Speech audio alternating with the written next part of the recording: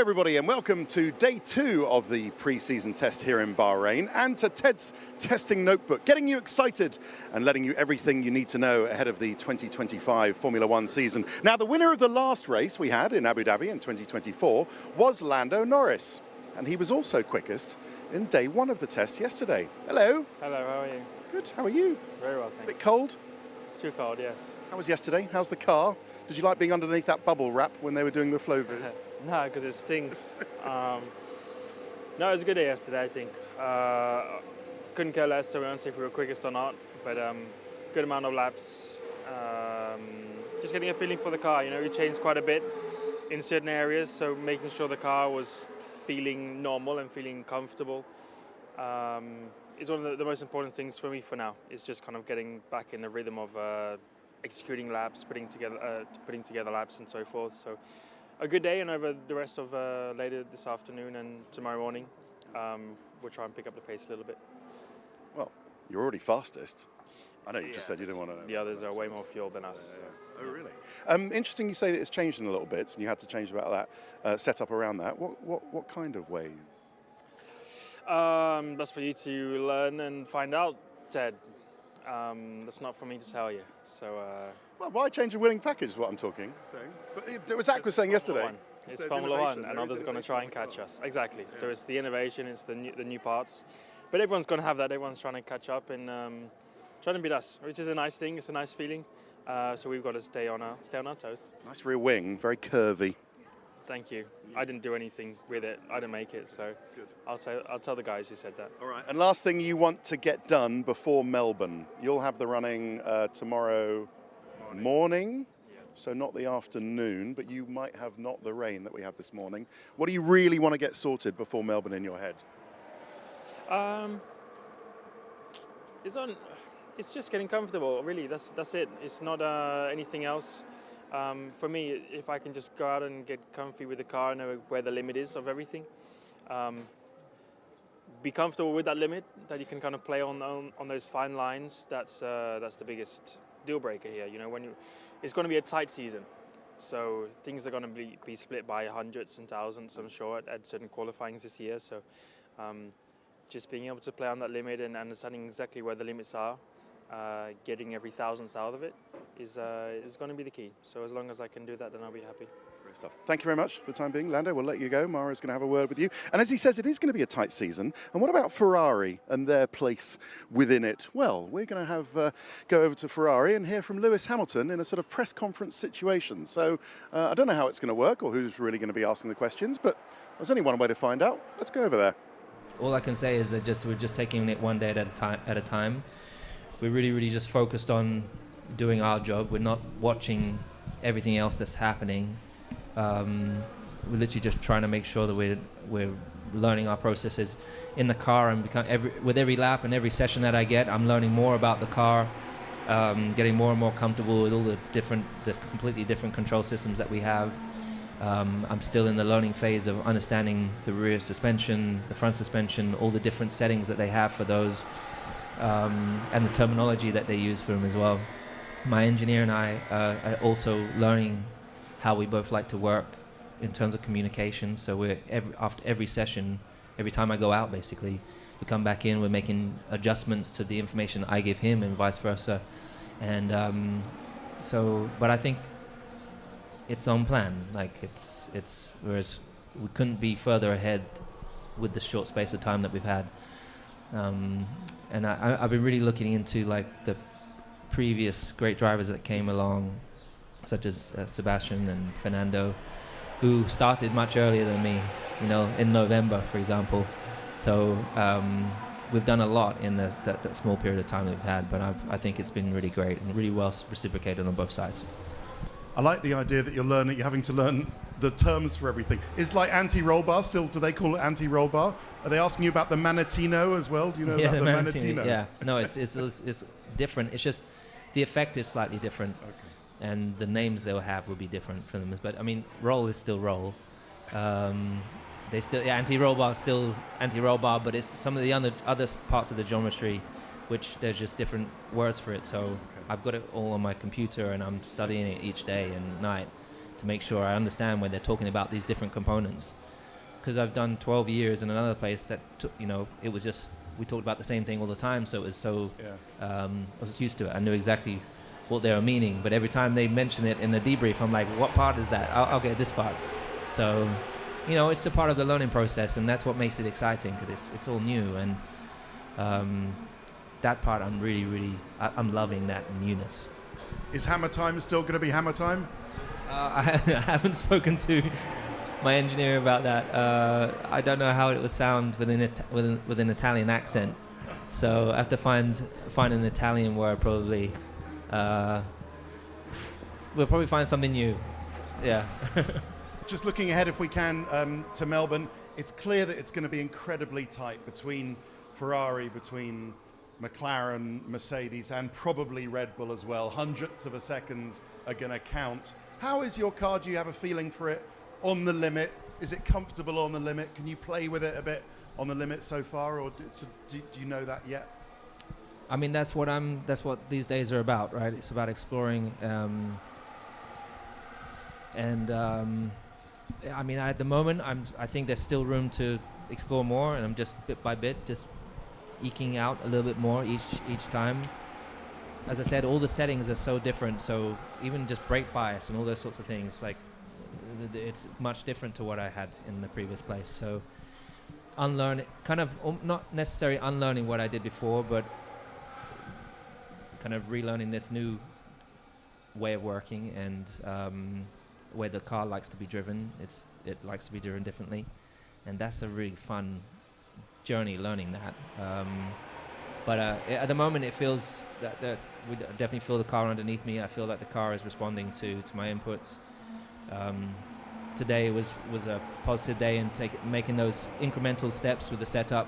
There's still more work to do, but as I said, timings and all that stuff is kind of not massively relevant here. You just got to focus on your program, and we'll find out in 2 weeks exactly where we stand. We'll probably have a bit of a base feeling after tomorrow of randomly where we are, but like you said, it's going to be very, very close. I think everyone's done a great job over winter. Even look at Williams looking strong as well, which is great. So, go on, say it. I don't know. Hello, Ted's Notebook. If it is Ted's Notebook, there you go. There we go. What do you think I'm doing? We could talk about fish if you want. I mean, Why fish? The price of fish. I mean, have you had any nice fish? Have you had some grouper since you've been here? Some barramundi? Oh, Australia, barramundi. I don't know what you're talking about. They do some lovely fish in Australia. You said, is this the Notebook? I said, yes, it is. What do you think we're doing, talking about the price of fish? Yeah, I get that, but I don't get the fish bit. I don't know where the fish bit's come from. Isn't it? Or the weather or something. Are you cold? Yeah, I am. Are you? Do you want some gloves? Not if they're yours. It's charming. They're Williams blue. They are, actually. They've got the tips on Is them. it for touchscreen? Yeah, for touchscreen, yeah. Yeah, okay. It doesn't work very well. Okay. Right, we've done McLaren, we've done Ferrari, but what about Williams? There we go. Or as Jack Whitehall would call them, the Whizmasters. Jimmy V and the Whizmasters. Did you like that? I didn't hear that bit. We were backstage. Where were you? Oh, right. Yeah. He called James Vowles Jimmy V. Jimmy V and the Whizmasters. We call ourselves the Willies. Good. Well, to be fair, it has always been known as Team Willies. Yes, Team exactly. Willie. Exactly. Yeah. Anyway. About history. So how's it going? Fine, thank you. Yeah, it's been a bit of, what do you call that, like a bit of boredom. Yesterday I did the morning session. Right. And now you're not doing, because Carlos is in the day. He's doing the full day. So Come to me tomorrow and tell me that you were bored, and I'll be disappointed. Yeah, You're in the car all day exactly. tomorrow. So Carlos is doing a race simulation this afternoon or this evening. He is. And I He'll do guess a couple of more performance runs on the C3. And then you'll do that tomorrow. And then I'll do that. I'm basically, yes, I'll repeat his And are you plan. expecting to have a good Bahrain Grand Prix tomorrow? Bahrain Grand Prix? Oh, Test Grand Prix. Oh, yeah, maybe. I mean, shall we just get all the drivers together and go for a race? Well, I mean, I'll go through your lap times and see where you might have. We'll see, yeah. Is the car good? I mean, the car's feeling good. The car's feeling sensible. We have some. They're not issues. They're just areas we want to improve. I think a bit of that software and electronic based, just to improve the balance of the car. more than anything, with the tools and Right. and that kind of thing.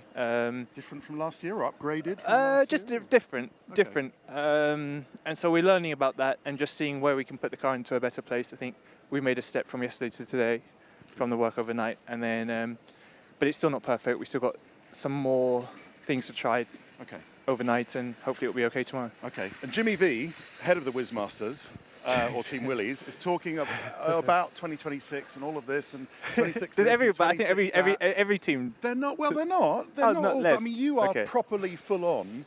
You know, we're going for 2026 more Yeah. openly than anybody else. Do you get a feeling that, you know, come on, guys, let's not forget about 2025? You know. I think selfishly, you know, as drivers, we are focused on this year because we can't be that long-sighted. It's a performance sport, and we enjoy doing well. So there is an element of that, but at the same time, I do look at Red Bull and I look at how much of a head start they had when these regulations changed, and they spent 20, 22, 23, 24 for the most part ahead. It's only taken the teams, and that's just how it shows you how important a head start is But in the what- new But generation. we're not born in 2009 here, are we? What you learn in Next 25 year is going to be one of the biggest changes, I think. Okay, all right, maybe we are PU born. and chassis. And Magic Wings going open and shut all There the you go. time. And, yeah. I think it's going to be a big year. So I'd rather us do this Yeah. than commit to an okay year. Yeah. I think we will never get towards the top teams realistically, even if we did commit as much as we could to this year. Okay. And I'd rather do that next year. Okay, good point. I forgot to do Learn with Lewis. We're doing Let's Learn with since Lewis is learning for Italian. Oh. We're all going to learn bits of Italian. You speak Italian quite well, don't you? No, You But- spent enough time karting there. but it's 2 years enough time. Well, I don't I know. wasn't like the other kids. So we have the quickest lap time in Italian. Do you know what it is? It's abbiamo il tempo di giro più rapido. Grazie mille, Ted. Prego. Uh, And with that, I was going to give you a swear word, but we Please can't. don't. Well, I It's- mean, if it's it's notebook. Italian, you could. But, Ted's Italian you notebook, could. But selling no, Italian we're learning fish. everybody with... Sì, il branzino. I like the branzino. Okay, goodbye. Which is? It's a fish. Yeah. Branzino is Branzino. No, sea bass. Really? Yes, is it not? Is Branzino. it branzino sea bass? In my head, when I order Branzino, It it's is. Branzino. You see, you're more Italian than you thought. Goodbye. Thank you, Alex. After the break, we'll round up everything that happened on day 2 here in Bahrain testing.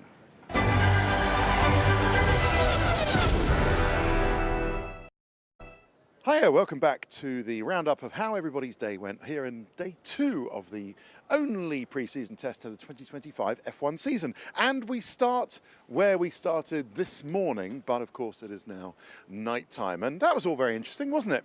Apart from all the nonsense about the fish.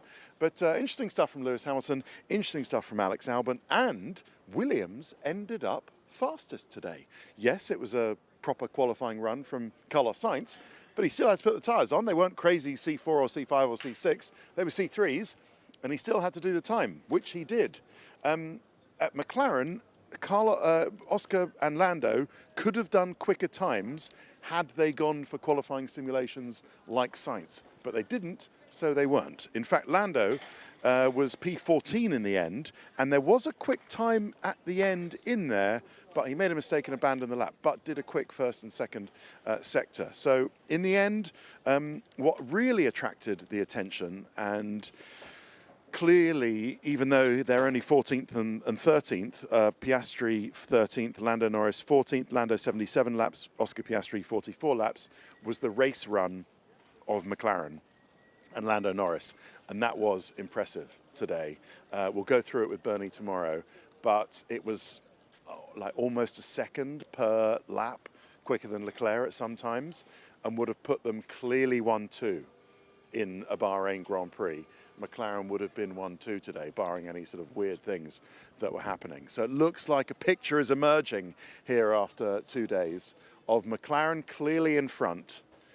Then I would say it looks like Mercedes, Ferrari, about the same, Red Bull in there. It's very tight between the rest of them. But Lando's race run was great today. Very strong pace, very good on the tyres, And indeed, Oscar had the worst of the conditions running early on. Bit of a messy day for him, lost some time. But yeah, with 77, only 44 laps for Oscar, whereas of course Lando did a little qualifying run and the race run. So yeah, another good, even though the timesheets won't show it, another strong day for McLaren Mercedes. They are looking good. Right, Ferrari, and such interesting stuff from Lewis Hamilton. Hope you got all of that a bit earlier. It's going well so far, but it will be qualifying in Melbourne that really shows. You know, one of those two Ferrari drivers has to finish in front of the other one. Which is it going to be? When Hamilton, I thought one of the key things he was saying is that he's still got to learn things about the diff, the brake balance, all the electronic trickery and the knobs and buttons and dials that you can change in the car. If he's still got to learn how to do that, whereas Leclerc can do it intuitively, then maybe that might make a difference in qualifying, if indeed there is a difference between the two. We will see. But Hamilton was in the morning, so the worst of the conditions, 45 laps and P2. But I say the worst of conditions, but he still did P2 when the track was dried out on the C3, and that is a quick lap time just behind Carlos Sainz. Charles Leclerc, 83 laps and P3. So, yeah, he did a race run, as I said, at the end, and on the final stint, when the tyres had started to go, they were a second a lap slower than the McLaren Mercedes. And that is something they need to work on. A couple of other lines that we didn't include in that Ferrari Lewis Hamilton little TV slot. He was talking about Angela, the return of Angela Cullen. He was saying the reason she left in the first place was because she wanted a little break and she wanted to spend some time with her family and do some travelling. But she's come back. He's so pleased she's come back to be part of his team because they've been through so much together. Of course, she was with him in that those years, 2021, sorry, 1920 and 2021, that tumultuous year. So Angela's been by his side through thick and thin, and he is delighted that she is back being part of his team on this new adventure at Ferrari. He was talking also about his relationship with John Elkann, the Ferrari president, the Fiat president. In fact, John Elkann was here today in his pink trousers and all, and nice natty jumper. When you have the big man of the big company coming to a test, day 2 of a test, that tells you something, and how seriously Ferrari are taking this at the highest levels, and how seriously they're taking Lewis Hamilton. But he's a good friend, said Lewis Hamilton, of him. John Elkann, he likes to learn from him. And they were talking about a book that I'll tell you about tomorrow. Lewis was also talking about how privacy is important to him, and privacy is the thing that makes me happy. It's how I stay happy. So if I'm hiding my eyes from photographers, then that's why. I don't know if you've seen any shots of him doing that, but Hamilton summing up, saying it couldn't have gone better, my preparation for the season with Ferrari. So that's the key line from there. Red Bull Racing, and that's it. One whole day for Liam Lawson, but that is it for him. Next stop, Melbourne qualifying. So yeah, he's done and dusted. Sorry, Melbourne FP1 for Liam Lawson. And decent enough day, P7 in the timings, did a race run, was okay, and 91 laps. A few setup changes along the way, but generally happy with the car. Max Verstappen was talking about the car in the press conference earlier, don't know if you've heard it. He said, well, it can't be worse than last year's, which rather goes against what Christian Horner was saying in the press conference the day before, when Horner said, well, people seem to forget that this car did win the Drivers' Championship and won 9 races, so how bad can it be? And Max really flipping that and saying, well, it can't be worse than last year, but the direction is good. There are lots of things still to improve on the car. On the boos, Max was asked, how did you feel about being booed? As I've said, I think 3 times now, I wasn't aware that he was being booed, and Max pretty much said the same. He said, there must be something wrong with my hearing because I didn't hear anyone booing me. And anyway, when pressed on it, he was saying, well, it's just wasted energy. I don't want to spend my time talking about the boos. And I kind of agree with him now. I'm a bit past it. Certainly, I didn't hear. So I think we can conclude that while Max wasn't booed, Toto Wolff was talking about how the boos weren't to Max, but they were to Christian. But he doesn't like it. Doesn't think we should do it because it's probably not polite, which I think is fair enough. George Russell, 71 laps at Mercedes, P4. Kimi Antonelli, 87 laps and P5. And Kimi Antonelli did his first race simulation, a proper race run, on the new car on proper Pirelli competition tyres. In fact, that's probably them. And it was encouraging, say the team. Wouldn't probably put it much more than encouraging. Wasn't as quick as McLaren, certainly, but encouraging. I think you can say that in the positive way that it's encouraging. rather than I'm trying to think of a word to say it wasn't all that much all that much cop. I think it was encouraging, and I think Kimi Antonelli, how many times am I going to call him Kimi Räikkönen, is going to be quite happy with his day today. George Russell, good time considering the poor conditions, was trying different test items, mostly on the C3 and some longer runs, trying different parts out. And but yeah, Kimi's qualifying simulation was in the rain, so that explains why it might not have been quite as quick. Toto, I've already said to you on the booze, but on the rookies, Toto said that it was really the debut of Ollie Behrman last year for Ferrari in Saudi Arabia and Franco Colapinto when he came in for Logan Sargent that convinced everybody that the rookies were a good way to go for the future.